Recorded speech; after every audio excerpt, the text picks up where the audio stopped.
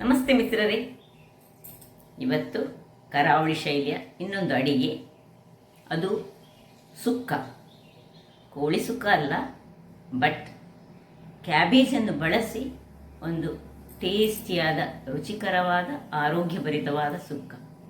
ಹಾಗಾದರೆ ಯಾರೆಲ್ಲ ನನ್ನ ಚಾನಲನ್ನು ನೋಡ್ತಿದ್ದೀರಿ, ಯಾರೆಲ್ಲ ಇನ್ನೂ ಸಬ್ಸ್ಕ್ರೈಬ್ ಮಾಡಿಲ್ಲ, ದಯವಿಟ್ಟು ಸಬ್ಸ್ಕ್ರೈಬ್ ಮಾಡಿ, ಸಪೋರ್ಟ್ ಮಾಡಿ ಅಂತ ಹೇಳುತ್ತಾ ಈ ರುಚಿಕರವಾದ ಕ್ಯಾಬೇಜಿನಿಂದ ಮಾಡಿದಂತಹ ಸುಕ್ಕವನ್ನು ಹೇಗೆ ಮಾಡುವುದೆಂದು ನೋಡೋಣ. ನಮಸ್ತೆ ಮಿತ್ರರೇ.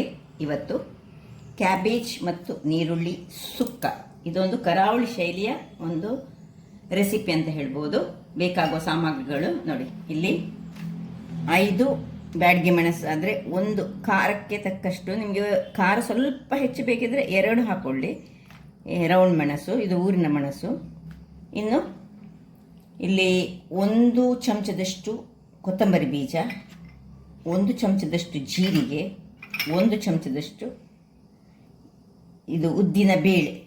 ಉದ್ದು ಸಾಕ್ತದೆ ನೋಡಿ. ಇದು ನಾನು ಈ ಇಡ್ಲಿ ಮಾಡುವಂತಹ ಉದ್ದಿನ ಬೇಳೆ ಅಂತ ತೆಗೆದುಕೊಂಡಿದ್ದೇನೆ. ಇದು ಸಣ್ಣ ಸಣ್ಣ ಬೇಳೆ ಸಾಕ್ತದೆ. ಇದು ಇಡೀ ಉದ್ದು. ಕೊತ್ತಂಬರಿ ಸೊಪ್ಪು, ಕರಿಬೇವಿನ ಸೊಪ್ಪು ಮತ್ತು ಒಂದು ಸಾಧಾರಣ ಅರ್ಧ ಗಡಿಯಷ್ಟು ತೆಂಗಿನ ತುರಿ. ಈಗ ಮೊದಲಿಗೆ ನಾವು ಈ ಒಂದು ಕ್ಯಾಬೇಜನ್ನು ಸಣ್ಣ ಸಣ್ಣದಾಗಿ ಕಟ್ ಮಾಡ್ಕೊಳ್ಳೋಣ. ಅದರೊಟ್ಟಿಗೆ ನೀರುಳ್ಳಿ ಕಟ್ ಮಾಡಿಕೊಂಡು ರೆಡಿ ಮಾಡಿಟ್ಕೊಳ್ತೇನೆ ನಾನು. ಇಲ್ಲಿ ಕ್ಯಾಬೇಜ್ ಸಣ್ಣ ಸಣ್ಣದಾಗಿ ಹೆಚ್ಚಿಟ್ಕೊಂಡೆ, ನೀರುಳ್ಳಿ ಹೆಚ್ಚಿಟ್ಕೊಂಡೆ, ಇನ್ನು ಕೊತ್ತಂಬರಿ ಸೊಪ್ಪು. ಇದನ್ನೀಗ ನೀರಿನಿಂದ ತೆಗೆದು ಒಂದು ಜಾಲಿಯಲ್ಲಿ ಹಾಕಿ ಇದರ ನೀರು ತೆಗೆಯೋ ಹಾಗೆ ತೆಗೆದುಕೊಳ್ಬೇಕು. ಇಲ್ಲೀಗ ಒಂದು ಬಾಣಲೆಯನ್ನು ಇಟ್ಕೊಂಡಿದ್ದೇನೆ.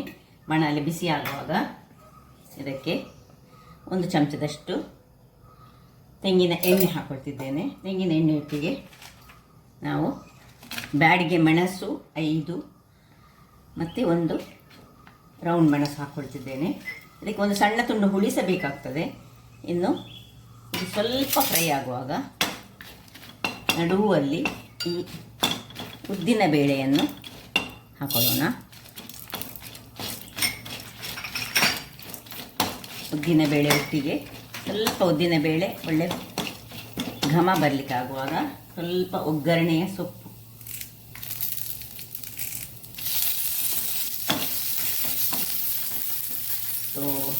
ಒಗ್ಗರಣೆ ಸೊಪ್ಪು ಹಾಕಿದ ಮೇಲೆ ಉರಿ ಹದದಲ್ಲಿಟ್ಕೊಳ್ಳಿ. ಜೀರಿಗೆ, ಕೊತ್ತಂಬರಿ ಇಷ್ಟನ್ನು ಹಾಕ್ಕೊಂಡು ಸ್ವಲ್ಪ ಹೆಚ್ಚು ಕಲರ್ ಎಲ್ಲ ಚೇಂಜ್ ಆಗಲಿಕ್ಕಿಲ್ಲ. ಮೆಣಸೊಂದು ಉಬ್ಬಿ ಬಂದರೆ ಸಾಕು. ಅಷ್ಟಾಗುವಾಗ ನೋಡಿ, ಇದೆ ಉದ್ದಿನ ಬೇಳೆ ಚೂರು ಬ್ರೌನ್ ಕಲರ್ ಆಯಿತು. ನಾನು ಆಫ್ ಮಾಡ್ಕೊಳ್ತಿದ್ದೇನೆ. ಇದೀಗ ತಣ್ಣಗಾಗಲಿಕ್ಕೆ ಬಿಡೋಣ. ಇದು ತಣ್ಣಗಾಗ್ತಾ ಇರುವಾಗ ನಾವು ಇಲ್ಲಿ ಇದೇ ಇದರಲ್ಲಿ ಒಂದು ಪಾತ್ರೆಯನ್ನು ಇಟ್ಟುಕೊಂಡು ಇದನ್ನು ಒರೆಸಿಕೊಳ್ಳೋಣ. ವೀಕ್ಷಕರೇ, ಇದು ಬಿಸಿ ಆಗುವಾಗ ಇದಕ್ಕೆ 2-3 ಚಮಚದಷ್ಟು ತೆಂಗಿನ ಎಣ್ಣೆ, 1 ಚಮಚ ಸಾಸಿವೆ, ಇಲ್ಲಿ ನೋಡಿ ಗುದ್ದಿಟ್ಟ 4 ಬೆಳ್ಳುಳ್ಳಿ, ಒಂದು ಸಣ್ಣದಿರಲಿ, ಕರಿಬೇವಿನ ಸೊಪ್ಪು ಇಷ್ಟನ್ನು ಹಾಕಿ ಸ್ವಲ್ಪ ಬೆಳ್ಳುಳ್ಳಿ ಬ್ರೌನ್ ಕಲರಿಗೆ ಬರಬೇಕು. ಅಷ್ಟಾಗುವಾಗ ನೀರುಳ್ಳಿ ಹಾಕೊಳ್ಳೋಣ. ನೀರುಳ್ಳಿ ಏನು ಕಲರ್ ಎಲ್ಲ ಇಲ್ಲಿ ಚೇಂಜ್ ಆಗಲಿಕ್ಕಿಲ್ಲ. ಜಸ್ಟ್ ಒಂಚೂರು ಎಣ್ಣೆಯಲ್ಲಿ ಹೀಗೆ ಬಾಡುವಾಗ ನಾವು ನೋಡಿ ಇಲ್ಲಿ ನಾನು ಇದನ್ನು ನೀರಿನಿಂದ ತೆಗೆದಿಟ್ಕೊಂಡಿದ್ದೇನೆ. ಇದನ್ನು ಹಾಕೊಳ್ತಿದ್ದೇನೆ. ಎಲ್ಲವನ್ನು ಸಹ ಹಾಕೊಳ್ಳೋಣ.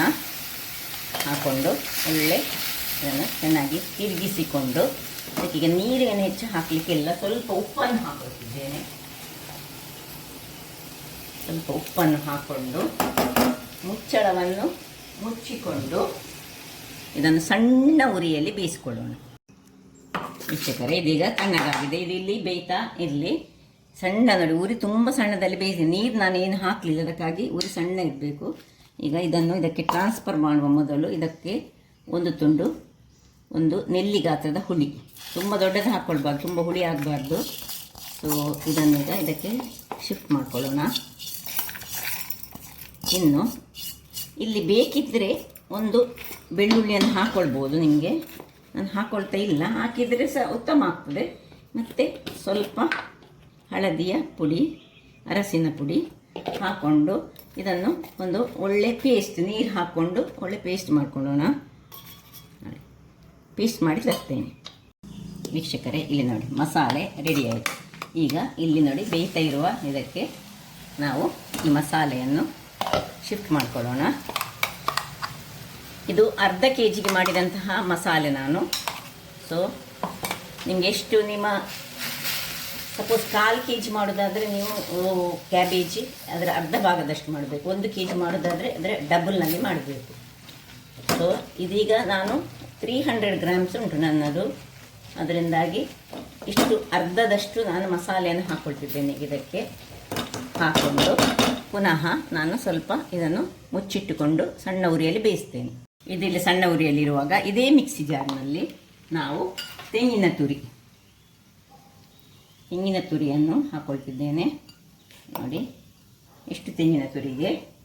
ಇನ್ನು ಸ್ವಲ್ಪವೇ ಸ್ವಲ್ಪ ಜೀರ, ಒಂದು ಪಿಂಚ್ ಆಫ್ ಜೀರ, ಒಂದು 4 ಕಾಳಿನಷ್ಟು ಬಡೆ ಸೊಪ್ಪು ಮತ್ತು 2 ಸಣ್ಣದು ಬೆಳ್ಳುಳ್ಳಿ. ಇಷ್ಟನ್ನು ಹಾಕಿ ಇದಕ್ಕೆ ಏನು ನೀರು ಹಾಕದೆ ಜಸ್ಟ್ ಒಂದು ಕೋಸ್ಲಿ ಗ್ರೈಂಡ್ ಮಾಡ್ಕೊಳ್ತೇನೆ.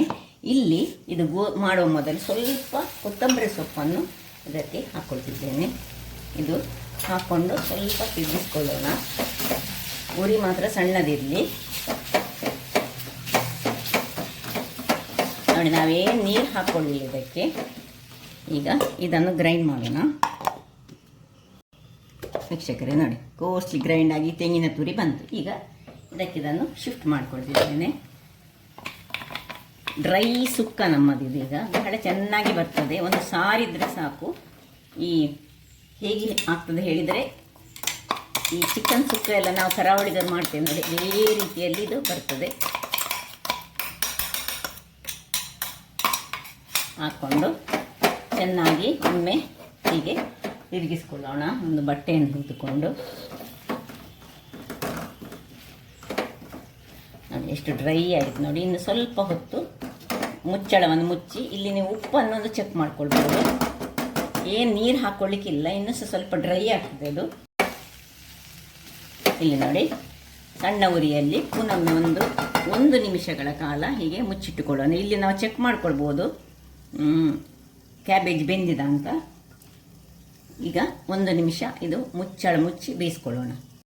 ವೀಕ್ಷಕರೇ, 1 ನಿಮಿಷದ ಬಳಿಕ ನೋಡಿ ಇದನ್ನೀಗ ಇನ್ನು 1 ನಿಮಿಷ ಪುನಃ ಓಪನ್ ಇಟ್ಟು ಬೇಯಿಸ್ಕೊಳ್ಳೋಣ. ಅಂದರೆ ಓಪನ್ ಇಟ್ಟಿದ್ದು ಫುಲ್ಲು ಡ್ರೈ ಆಗಬೇಕು, ಅಷ್ಟೊತ್ತು ನಾವು ಮಾಡ್ಕೊಂಡು. ಸುಕ್ಕ ಅಲ್ಲ ಇದು, ಅದರಿಂದಾಗಿ ಸ್ವಲ್ಪ 1 ನಿಮಿಷ ಓಪನ್ ಇಟ್ಟುಕೊಂಡು ಸಣ್ಣ ಉರಿಯಲ್ಲಿ ಬೇಯಿಸ್ಕೊಳ್ಳೋಣ. ವೀಕ್ಷಕರೇ, ಇಲ್ಲಿ ನೋಡಿ ಆಯಿತು, ಒಳ್ಳೆ ಡ್ರೈ ಆಯಿತು. ಇದನ್ನೀಗ ಆಫ್ ಮಾಡ್ಕೊಳ್ತಿದ್ದೇನೆ. ಆಫ್ ಮಾಡಿಕೊಂಡು ಇದರ ಮೇಲೆ ಕೊತ್ತಂಬರಿ ಸೊಪ್ಪನ್ನು ಹಾಕ್ಕೊಳ್ಳೋಣ. ಎಷ್ಟು ಕೊತ್ತಂಬರಿ ಸೊಪ್ಪು ಹಾಕ್ತೀರ ಅಷ್ಟು ಚೆನ್ನಾಗಿ ಬರ್ತದೆ. ಇನ್ನು ಸರ್ವ್ ಮಾಡೋಣ. ನೋಡಿ ಎಷ್ಟು ಚೆನ್ನಾಗಿ ಬಂದಿದೆ ಹೇಳಿದರೆ.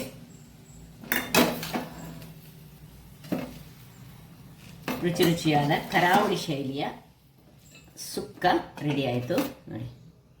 ಅದು ನೀರುಳ್ಳಿ ಮತ್ತು ಕ್ಯಾಬೇಜನ್ನು ಬಳಸಿ ಮಾಡಿದಂತಹ ಒಂದು ಹೆಲ್ದಿಯಾದ ಸುಕ್ಕ. ಕ್ಯಾಬೇಜನ್ನು ತುಂಬ ಸಹ ಬೇಯಿಸಬಾರ್ದು, ಹದಾದಲ್ಲಿ ಬೇಯಿಸಿದರೆ ಸಹ ಇಲ್ಲಿ ಉಪ್ಪೆಲ್ಲ ನೀವು ಎಷ್ಟು ನಿಮ್ಮದನ್ನು ಚೆಕ್ ಮಾಡ್ಕೊಳ್ಬೋದು. ಅದು ವೆರಿ ಇಂಪಾರ್ಟೆಂಟ್. ಉಪ್ಪು, ಖಾರ, ಹುಳಿ ಇದು ಸರಿಯಾದರೆ ಒಂದು ಬಹಳ ಚೆನ್ನಾದ ಸುಕ್ಕ ರೆಡಿ ಆಗ್ತದೆ. ಸೊ ಹಾಗಾದರೆ ಬಹಳ ಟೇಸ್ಟಿಯಾದ ಆರೋಗ್ಯಭರಿತವಾದ ಕ್ಯಾಬೇಜ್ ನೀರುಳ್ಳಿಯ ಸುಕ್ಕ ಹೇಗೆ ಮಾಡೋದನ್ನು ನೋಡಿದ್ದೀರಿ. ಹಾಗಾದರೆ ನನ್ನ ಈ ಕುಕಿಂಗ್ ಚಾನಲ್ ನಿಮಗೆ ಇಷ್ಟ ಆದರೆ ಬೋಳೂರು ಸುವರ್ಣ ಚಾನಲನ್ನು ಲೈಕ್ ಮಾಡಿ, ಶೇರ್ ಮಾಡಿ ಹಾಗೂ ಸಬ್ಸ್ಕ್ರೈಬ್ ಮಾಡಿ ಹಾಗೂ ನನ್ನ ಇನ್ಸ್ಟಾಗ್ರಾಮ್ ಪೇಜನ್ನು ಫಾಲೋ ಮಾಡಿ. ಧನ್ಯವಾದಗಳು.